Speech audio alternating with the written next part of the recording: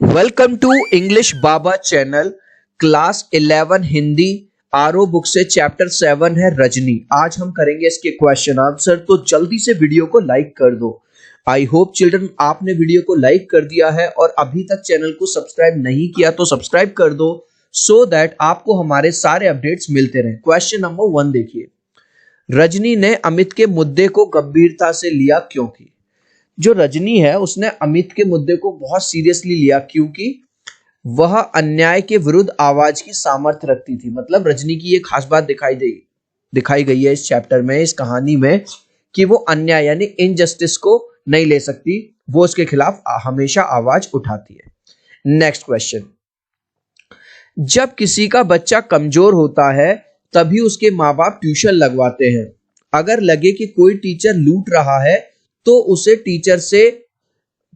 Teacher से ना ले ट्यूशन, किसी और के पास चले जाए। यहां कोई मजबूरी तो नहीं है।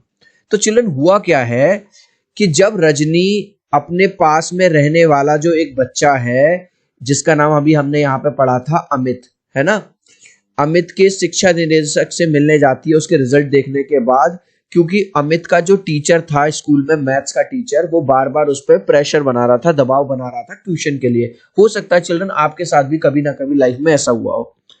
तो जब जो रजनी है जब शिक्षा निदेशक से बात करती है तो शिक्षा निदेशक उल्टा सीधा जवाब देता है। वो ये कह देता है कि भाई ये तो पेरेंट्स पे डिपेंड करता है कि उनको ट्यूशन लगवाना है या नहीं। अब हमसे क्वेश्चन ये पूछ रहा है कि प्रसंग का उल्लेख करते हुए बताएं कि यह संवाद आपको किस सीमा तक सही या गलत लगा।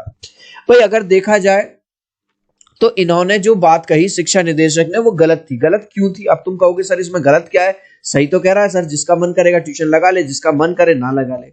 भाई वो बात तो ठीक है, लेकिन गलत बात यह है कि आप शिक्षा निदेशक हो, आप इतने बड़े पद पे डेजिग्नेशन लेके बैठे हुए हो, आपका ये काम होना चाहिए कि अगर आपका कोई टीचर स्कूल में जबरदस्ती बच्चों पे प्रेशर बना रहा है अननेसेसरी, तो आपको उसके खिलाफ एक्शन लेना चाहिए।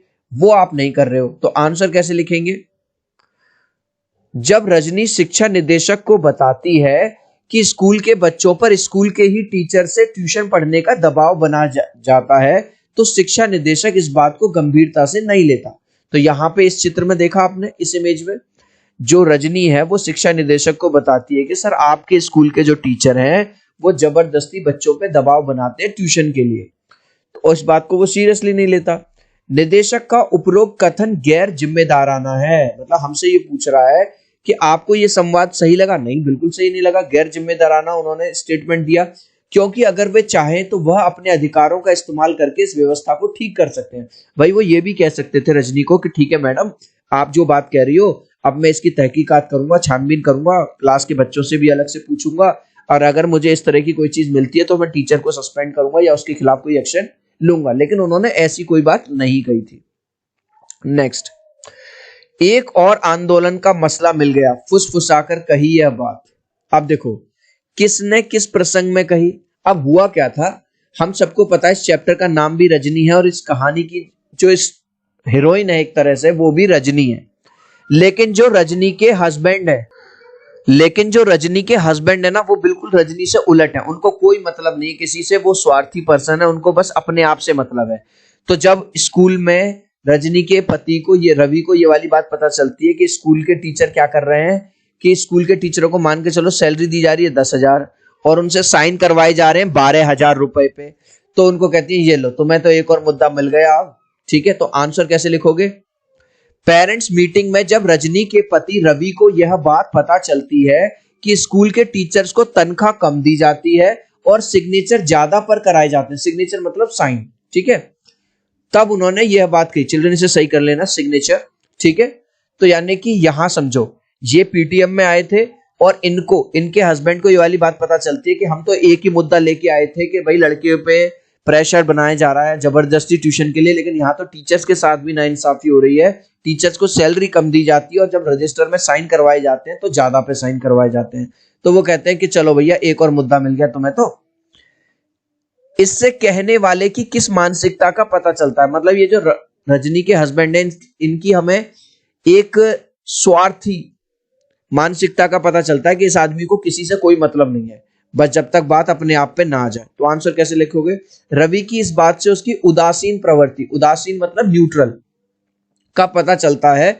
वह समाज में होने वाले अन्याय को देखकर कोई प्रतिक्रिया नहीं करता। वह स्वार्थी है तथा अपने तक ही सीमित रहता। मतलब ऐसे लोग होते हैं ना कि जब तक दूसरा परेशान हो रहा है तो होने दो यार, हमें क्या मतलब है, हम पे थोड़ी बात आ रही है या हमारे बच्चे पे थोड़ी बात आ रही है। जब तक अपने पे बात नहीं आएगी तब तक वो कोई एक्शन नहीं लेंगे। तो ऐसा दिखाया गया है इस कहानी में रजनी के पति रवि को। नेक्स्ट क्वेश्चन, रजनी धारावाहिक की इस कड़ी की मुख्य समस्या क्या है? क्या होता अगर अमित का पर्चा सचमुच खराब होता? पर्चा मतलब अमित जो पेपर लिख के आया था, वो जो कॉपी अगर सचमुच में खराब होती तो क्या होता? अगर अमित का पर्चा सचमुच खराब होता तो ट्यूशन रैकेट का पर्दाफाश नहीं होता। मतलब ये वाली बात पता चलती ही ना रजनी को कि स्कूल में कुछ टीचर्स ऐसे भी हैं जो जबरदस्ती ट्यूशन के लिए बच्चों पे दबाव बना रहे हैं। अगर संपादक रजनी का साथ ना दे तो, संपादक कौन होते हैं? न्यूज़पेपर का संपादक, एडिटर, जिसमें कि अखबार में कौन सी न्यूज जाएगी या नहीं जाएगी। भाई उस जिस टाइम की ये कहानी है उस टाइम पे फेसबुक, व्हाट्सएप, इंस्टा तो थे नहीं कि स्टोरी डाल दी। तो यदि संपादक रजनी का साथ ना देता तो रजनी की आवाज ज्यादा लोगों तक ना पहुंचती। भाई अखबार के थ्रू उसकी जो आवाज है, और उसने कौन सी मुहिम चलाई थी? इन लोगों के खिलाफ जो जबरदस्ती बच्चों को ट्यूशन देने की बात करते हैं। गलती करने वाला तो गुनहगार है ही, पर उसे बर्दाश्त करने वाला भी कम गुनहगार नहीं होता।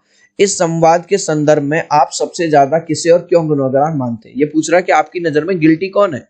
भाई मेरी दृष्टि में तो, मेरी नजर में दोनों ही गुनहगार हैं। जबरदस्ती ट्यूशन का दबाव देने वाला अध्यापक भी, मतलब वो टीचर भी दोषी है, गिल्टी है, जो बच्चों पे बेफालतू में प्रेशर बना रहा है कि मुझसे ट्यूशन पढ़ो नहीं तो कम नंबर दे दूंगा या फेल कर दूंगा। और इसे बढ़ावा देने वाले विद्यार्थी और उनके माता पिता भी। और ऐसे बच्चे और ऐसे माता पिता जो ऐसे टीचर के बहकावे में और दबाव में आ रहे हैं और ट्यूशन पढ़ रहे हैं, मैं उनको भी गुनहगार मानता हूं। गाइस अभी तक इस वीडियो को एक लाइक नहीं किया है तो आपसे रिक्वेस्ट करूंगा प्लीज यार एक लाइक कर देना। आपके एक लाइक से, एक सब्सक्राइब से बहुत मोटिवेशन मिलता है।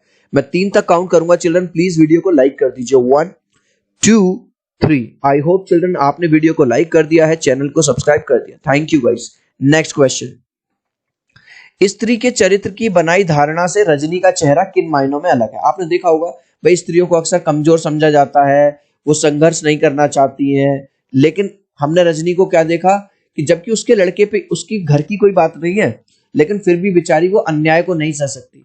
नंबर 1, वह अन्याय को नजरअंदाज नहीं करती। नंबर 2, वह उसकी जड़ तक जाकर उसको नष्ट करके ही दम लेती है। मतलब कोई भी अगर अन्याय हो रहा है, इनजस्टिस हो रहा है, तो वो उसकी पूरी छानबीन करेगी, देखेगी कहां से क्या हो रहा है। इस मतलबी दुनिया में वह निस्वार्थ भाव से काम करती है। अब देखो, पड़ोसी के बच्चे के कम नंबर आए लेकिन फिर भी वो इस बात को लेके स्कूल में पहुंच गई, तो वो निस्वार्थ भाव है, मतलब बिल्कुल भी सेल्फिश नहीं है।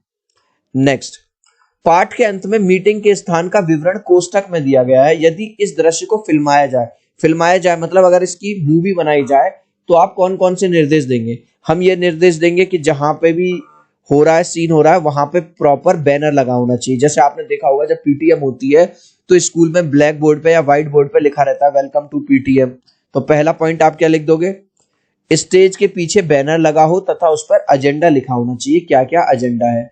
दूसरा, जब भी कोई मीटिंग वगैरह होती है, एजेंडा होता है, तो जो संबोधित कर रहा है लोगों को, जो बात कर रहा है, उसके लिए एक माइक होता है, उसके बैठने के लिए एक चेयर होनी चाहिए।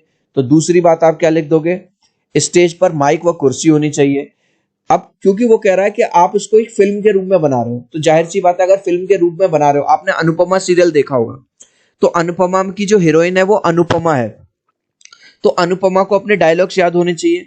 ऐसी रजनी को अपने पूरे डायलॉग्स याद होने चाहिए जो रजनी का रोल प्ले कर रही है। इस पट कथा में दृश्य संख्या का उल्लेख नहीं। दृश्य संख्या मतलब सीन 1, सीन 2, सीन 3, मगर गिनती करें तो 7 दृश्य है। आप किस आधार पर इन दृश्यों को अलग अलग करेंगे? दृश्य समझ गए, सीन 1, सीन 2। यह सत्य है कि पटकथा में दृश्य का उल्लेख नहीं है। पूरा का पूरा क्वेश्चन से उतारा। हम अलग अलग स्थानों को, सॉरी अलग अलग गलत हो गया थोड़ा, हम अलग अलग स्थानों के आधार पर इन दृश्यों को अलग अलग करेंगे। जैसे प्रथम दृश्य में हम क्या दिखाया? अमित का घर दिखाया। दूसरे दृश्य में हम क्या दिखाएंगे? रजनी का घर। इसी तरह से कभी स्कूल का सीन दिखाएंगे, कभी पीटीएम का दिखाएंगे, कभी संपादक के साथ मीटिंग का दिखाएंगे आदि। आप ये 2 पॉइंट्स लिख देना।